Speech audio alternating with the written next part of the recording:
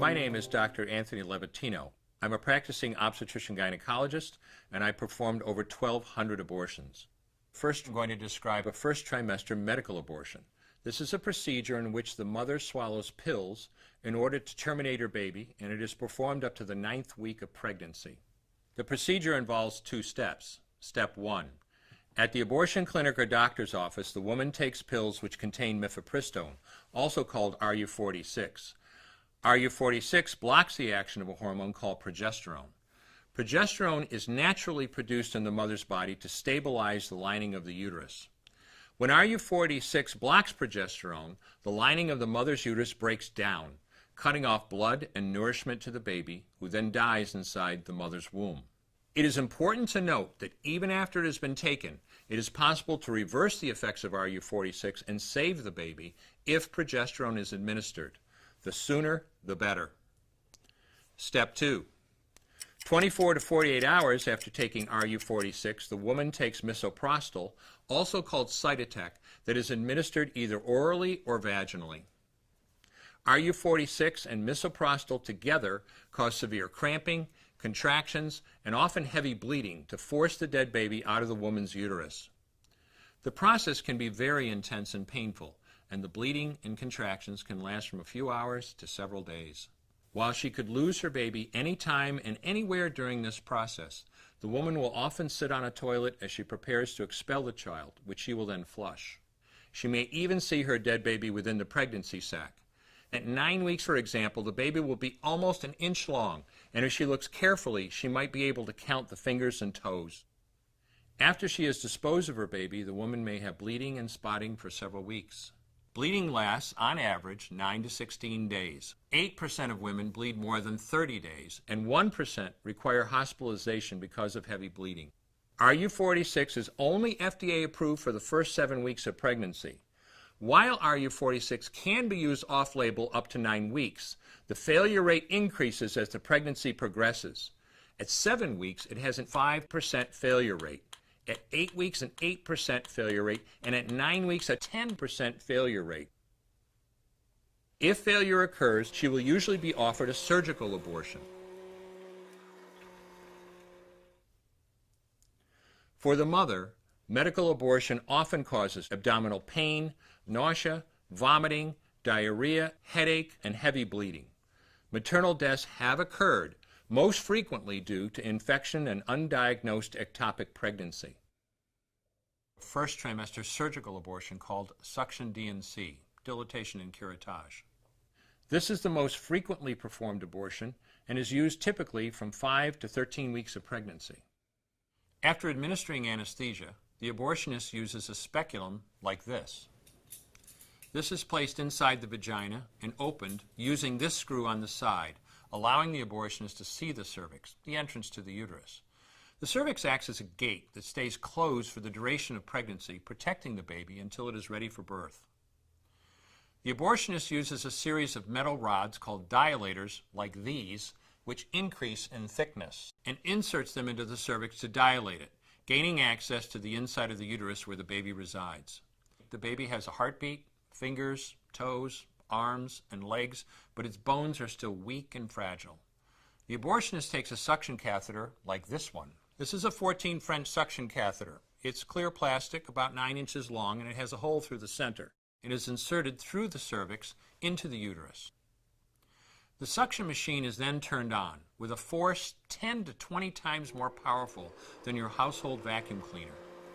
The baby is rapidly torn apart by the force of the suction and squeezed through this tubing down into the suction machine, followed by the placenta.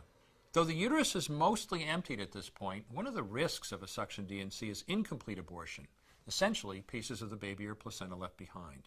This can lead to infection or bleeding. In an attempt to prevent this, the abortionist uses a curette to scrape a lining of the uterus. A curette is basically a long-handled curved blade. Once the uterus is empty, the speculum is removed and the abortion is complete. The risks of suction D&C include perforation or laceration of the uterus or cervix, potentially damaging intestine, bladder, and nearby blood vessels, hemorrhage, infection, and in rare instances, even death. Future pregnancies are also at a greater risk for loss or premature delivery due to abortion-related trauma and injury to the cervix. Second trimester surgical abortion called dilatation and evacuation, or D&E. A D&E is performed between 13 and 24 weeks of pregnancy. After administering anesthesia, the abortionist uses a weighted speculum, like this one, that opens the vagina widely. Because second trimester babies are so large, this greater access facilitates a late-term abortion. Late-term abortion requires that the cervix be prepared 24 to 48 hours in advance with laminaria. Laminaria is a type of sterilized seaweed that absorbs water over 8 to 12 hours and swells to several times its original diameter. Once removed, metal dilators can be used to further open the cervix as needed. Once the cervix has been stretched open, the suction tube is placed inside. A baby at 20 weeks gestation is as big as the length of my hand, from head to rump, not counting the legs. The suction machine is turned on, and pale yellow amniotic fluid surrounding the baby is suctioned out through the catheters. With babies this big, they don't fit through catheters this size. The baby's bones and skull are too strong to be torn apart by suction alone. This is a Sofer clamp. A Sofer clamp is made of stainless steel. It's about 13 inches long. The business end is about 2.5 inches long and 1/2 inch wide, and there are rows of sharp teeth. This is a grasping instrument. When it gets a hold of something, it does not let go. The abortionist uses this clamp to grasp an arm or leg. Once he has a firm grip, the abortionist pulls hard in order to tear the limb from the baby's body. One by one, the rest of the limbs are removed, along with the intestines, the spine, and the heart and lungs. Usually the most difficult part of the procedure is extracting the baby's head, which is about the size of a large plum at 20 weeks. The head is grasped and crushed. The abortionist knows he has crushed the skull when a white substance comes out of the cervix. This was the baby's brains. The abortionist then removes skull pieces. He removes the placenta and any leftover parts of the baby with a curette, scraping the lining of the uterus for any remaining tissue. The abortionist then collects the baby parts and reassembles them to make sure that there are 2 arms, 2 legs, and all the pieces. Once all the parts have been accounted for, the abortion is complete. For the woman, this procedure carries a significant risk of major complications, including perforation or laceration of the uterus or cervix, with possible damage to the bowel, bladder, and other maternal organs. Infection and hemorrhage can also occur, which can even lead to death. Future pregnancies are also at greater risk for loss or premature delivery due to abortion-related trauma and injury to the cervix. Finally, I'm going to describe a third trimester induced abortion, which is performed at 25 weeks to term. At this point, the baby is almost fully developed and viable, meaning he or she could survive outside the womb if the mother were to go into labor prematurely. Because the baby is so large and developed, this procedure takes 3 or 4 days to complete. On day 1, the abortionist uses a large needle to inject a drug called digoxin. Digoxin is generally used to treat heart problems, but a high enough dosage of digoxin will cause fatal cardiac arrest.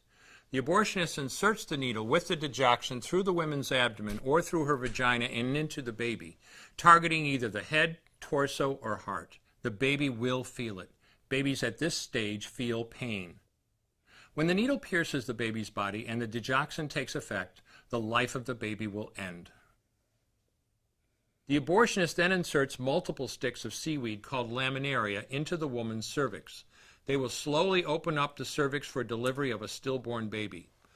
While the woman waits for the laminaria to dilate her cervix, she carries her dead baby inside of her for 2 to 3 days. On day 2, the abortionist replaces the laminaria and may perform a second ultrasound to ensure the baby is dead. If the child is still alive, he administers another lethal dose of digoxin. The woman then goes back to where she is staying while her cervix continues to dilate. If she goes into labor and is unable to make it to the clinic in time, she will give birth at home or in a hotel. In this case, she may be advised to deliver her baby into a bathroom toilet. The abortionist then comes to remove the baby and clean up. If she can make it to the clinic, she will do so during her severest contractions and deliver her dead son or daughter. If the baby does not come out whole, then the procedure becomes a D&E, a dilation and evacuation, and the abortionist uses clamps and forceps to dismember the baby, piece by piece. Once the placenta and all the body parts have been removed, the abortion is complete. Late-term abortions have a high risk of hemorrhage, lacerations, and uterine perforations, as well as a risk of maternal death. Future pregnancies are also at a greater risk for loss or premature delivery due to abortion-related trauma and injury to the cervix.